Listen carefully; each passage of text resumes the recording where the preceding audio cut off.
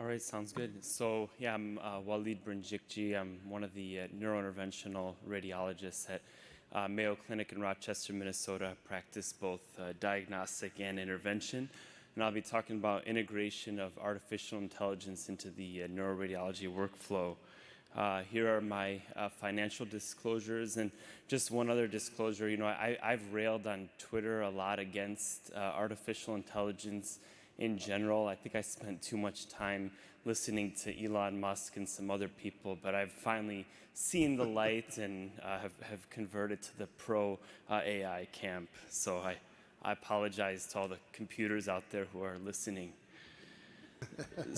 So before, when we talk about artificial intelligence, I think when we talk about its integration into the workflow of neuroimaging, one of the key things to consider is what are the value propositions of artificial intelligence, in our stroke workflows. So the main things are a reduction in turnaround time for imaging results, increase in efficiency, improvement in quality of reports, help in quantification of imaging findings, and then the prevention of burnout among radiologists at least. And there are a few different models for integration of artificial intelligence in imaging workflows, and I'll go over each of these in brief since it's only 10 minutes. But one of them is this concept of triage and prioritization. The other one is this so-called Cyborg or Centaur model, and I'll talk a little bit about that.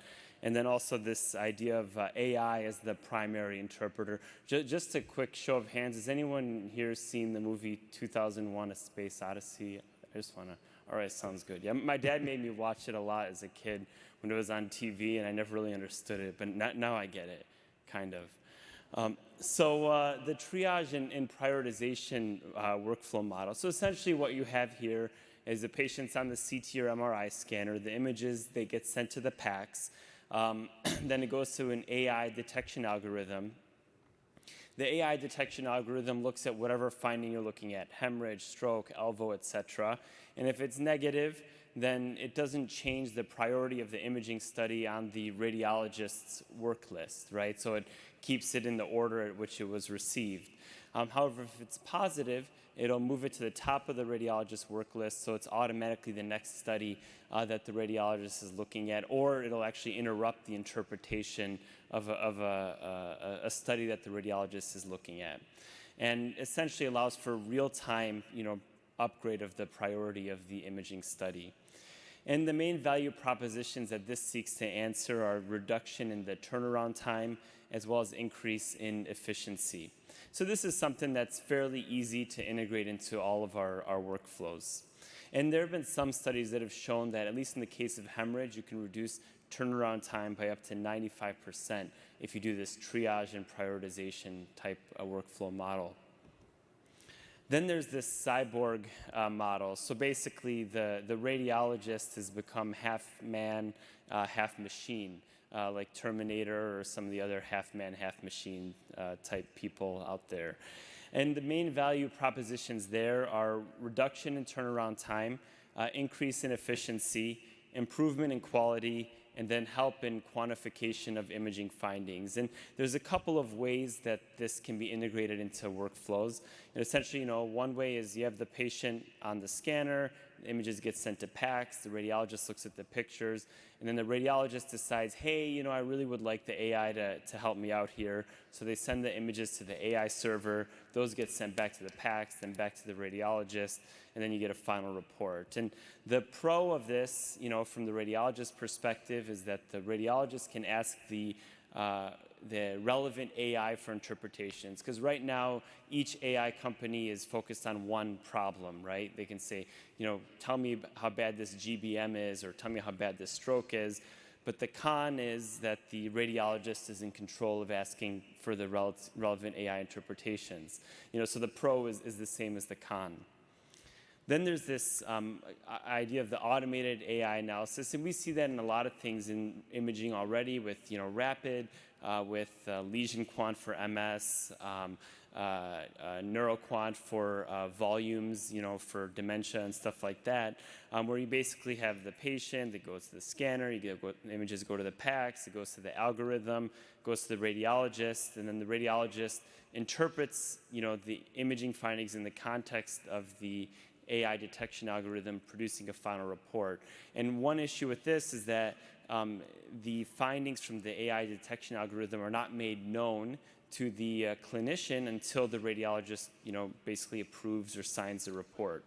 And the main pro in this is that the radiologist can ensure the accuracy and validate the AI report. Then the last model I'll talk about is this concept of automated routing. And essentially, in this setting, the images go through the AI detection algorithm, and the AI detection algorithm produces a preliminary report. This is what we see a lot with Rapid, VisAI, Brainomics, et cetera. And then the radiologist can review and make sure that the results are valid and then produce a final report. And the main pro in this is that you have the fastest turnaround time, but the con is the medical legal consequences, right? So if someone's making decisions off of imaging finding based off an AI software and something is wrong or something goes awry, who gets to face all the blame when the lawyers get on the case? And I don't know who's going to solve those problems. And these are the value propositions that automated routing can address. And I think that this is a really good model for our hub and spoke model. So this is an example of the telestroke network at the Mayo Clinic in Rochester, Minnesota. We're covering 20 different hospitals. Every one of these hospitals outside of Rochester does not have neuroradiologists. Oftentimes after hours, there's nobody interpreting the imaging. So, for example, my wife, who's a stroke neurologist, she gets a telestroke, and then she has to make a decision based off her interpretation of the imaging, to have some sort of automated AI software to help assist people who are not, professionals in neuroimaging interpretation would be very helpful. Thankfully, she's married to me, so she wakes me up in the middle of the night and has me read CTAs at 2:30 in the morning. So basically, I'm always on call. So now, just as a radiologist, I should talk about some of the biases of AI and some things that people can worry about. One of them is this idea of automation bias. So in everything that we do in life that becomes automated, we all start becoming complacent. I don't have a Tesla, but from what I hear, the Tesla can drive itself. Eventually people are going to not know how to drive, and the Tesla is going to make some bad decisions, and bad things are going to happen. But, so essentially what this automation bias is that we as humans fail to recognize the new errors that AI can introduce. And, a good example of this is, was this MCAS system with that 737 MAX 8 plane where, we had this nice automated software program that's supposed to make sure that the plane doesn't crash, but then it introduces a new bias and then the plane crashes. The one thing that I fear is that there's going to come a day where where everything is automated, and I'm going to say alert the endovascular team, Hal, I see an elbow, and then Hal's going to say, I'm sorry, Waleed, I'm afraid I can't do that. And I don't know, but who knows, right?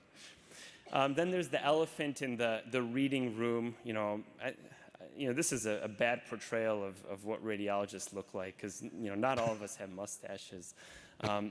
This idea is AI going to replace radiologists? And I always say, sometimes I say yes, sometimes I say no, sometimes I say maybe. Like, would I let my son and daughter go into radiology, assuming that they're going to, graduate medical school, 20, 30 years from now? Probably not. I'm going to have them go into dermatology. But, because I don't know if it's going to be around, because eventually automation will take a lot of radiology work. But there's this idea that at least for the next 20 years, we could enter the golden age of radiology. The golden age of Rome preceded the downfall of Rome, but where essentially the radiologist has gone from factory worker to consultant. They're not doing these repetitive tasks, and you can improve the performance of radiology. You can start quantifying imaging findings, optimize therapies, and then the radiologist can kind of regain partnership in patient care. So in conclusion, there's a lot of ways that AI can be integrated into the workflow. The key goal, of course, for all of us here is to improve patient outcomes. And essentially, the physicians who fail to embrace AI revolution are eventually going to be replaced by those who do. Thank you very much.